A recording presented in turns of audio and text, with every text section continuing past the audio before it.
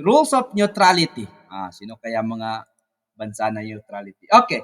Dito ya ikhwani wa akhawati, ang qawaidul hiyad, ang qawaidul hiyad, ang mga alituntunin ng neutralidad, ito ay tumutukoy sa mga batas na sumasaklaw sa ugnayan ng mga bansang hindi nakikilahok sa digmaan at sa mga bansang naglalaban.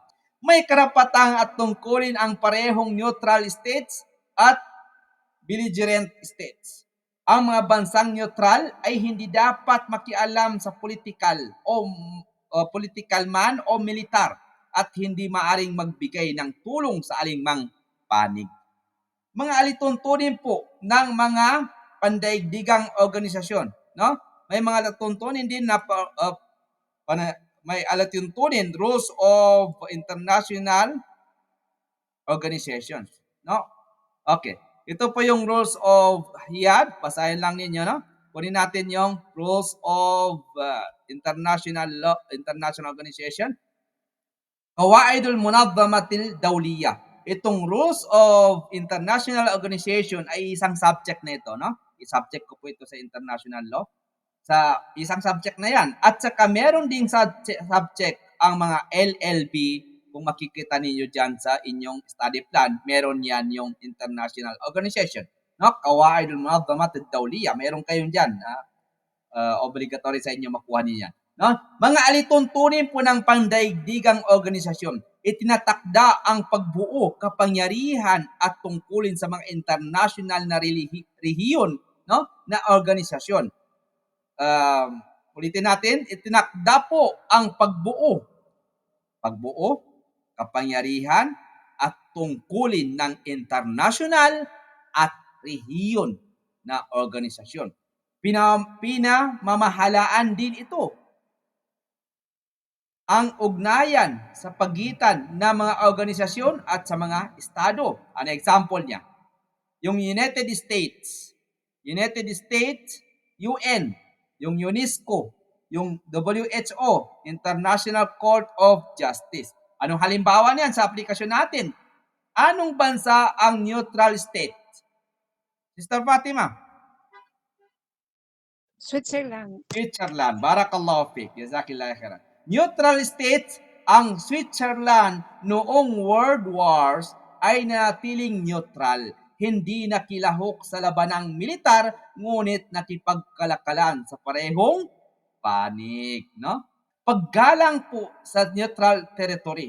Another example natin yan, paggalang sa neutral territory, hindi maaring gamitin ng mga bansang naglalaban ang teritoryo ng isang neutral state para sa atake. Bawal po 'yon, mamno. No? Bawal. Ang international organizations, ang UN, yung Security Council, ang namagitan kapag may banta sa kapayapaan. Marami pong dito sa Middle East, marami po tayong mga example dyan dito sa Middle East na nangyari sa panahong ngayon. Ngayong araw na ito, no? Araw-araw po yan nangyayari. So, pero next time lang tayo magbigay ng ganyan, no? Ang UN Security Council po ang namagitan kapag may banta sa kapayapaan. Ang ICJ, International Court of Justice, ay nag-aayos ng mga alitan sa pagitan ng bansa, no? Sa rehiyon naman, sa ASEAN ba, Sister Fatima, ang kwan dyan? Yung abbreviation yan? Ano yung ASEAN, Sister Fatima? ASEAN? Association of Southeast Nation.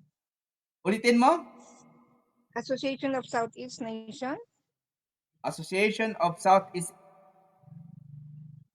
Southeast Asian Nation. Association of Southeast Asian Nation, yun ba yun? Southeast Asian Nation.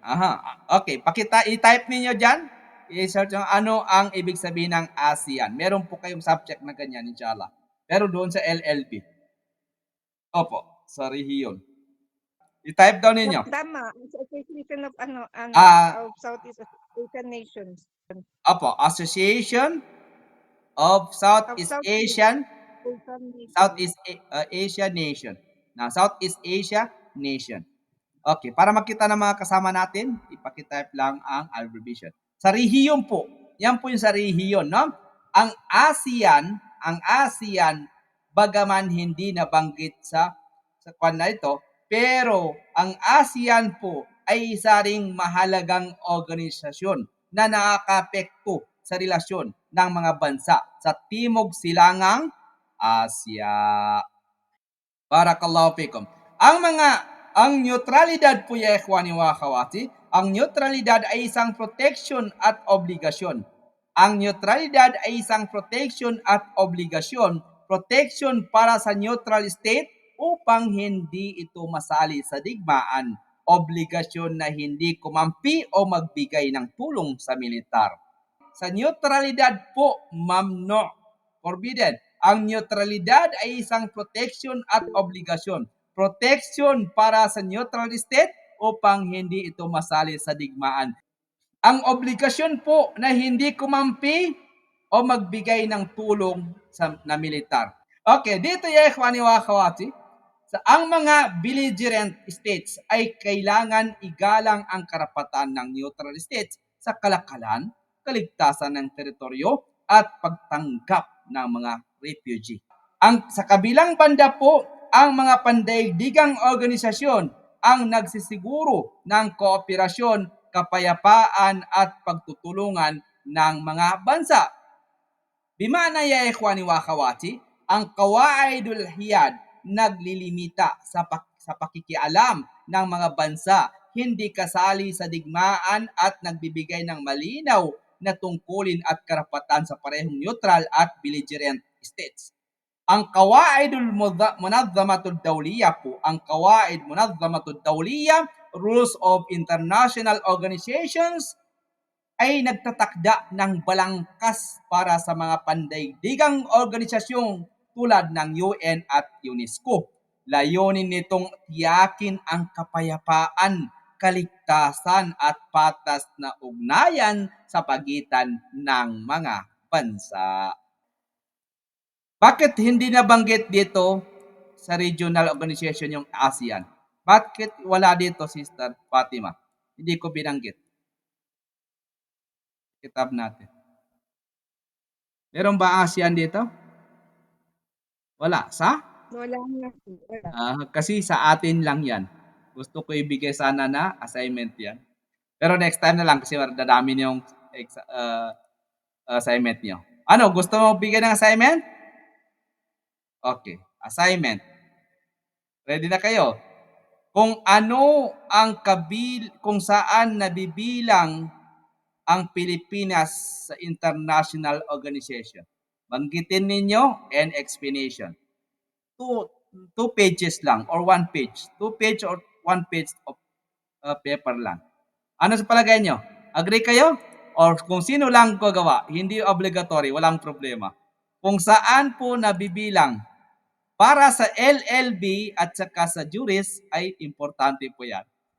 Pero ang assignment na ito, pwede kayo gumawa, pwede hindi. Pero kung gumawa kayo, may additional kayo na grade. Kung hindi kayo gumawa, wala pong grade. Pero hindi po obligatory. Ang assignment po ninyo, pwede kayong sumulat in Arabic, in Filipino language, or in English language, or Spanish language. Pero Spanish, wag na muna. Wala na Spanish. Tatlo lang, Filipino, English, and Arabic. Pimili kayo doon. Kung gusto nyo English, walang problema. Nakaintindi tayo ng English. Kung gusto nyo Filipino, walang problema. Arabic, walang problema. 3 language lang pwede natin tatanggapin. Okay, ang Spanish, hindi natin tatanggapin. Kasi basic lang ako sa Spanish. Okay? So dito ya ikhwani wa akhawati, ang assignment niyo na hindi po obligatory kung sino lang gusto, pero na makakuha po kayo na saan nabibilang kung ano ang nasalihan ng Pilipinas sa international organization. Nakasali ba ang Pilipinas sa Organization of Islamic Cooperation? Sa OIC? Nasali ba ang Pilipinas sa League of Arab States? Maybe hindi. Wallahu alam, no? Nasali ba ang Pilipinas sa Commonwealth of Nations? Nasali ba ang Pilipinas sa UN? Nasali ba ang Pilipinas sa International Court of Justice?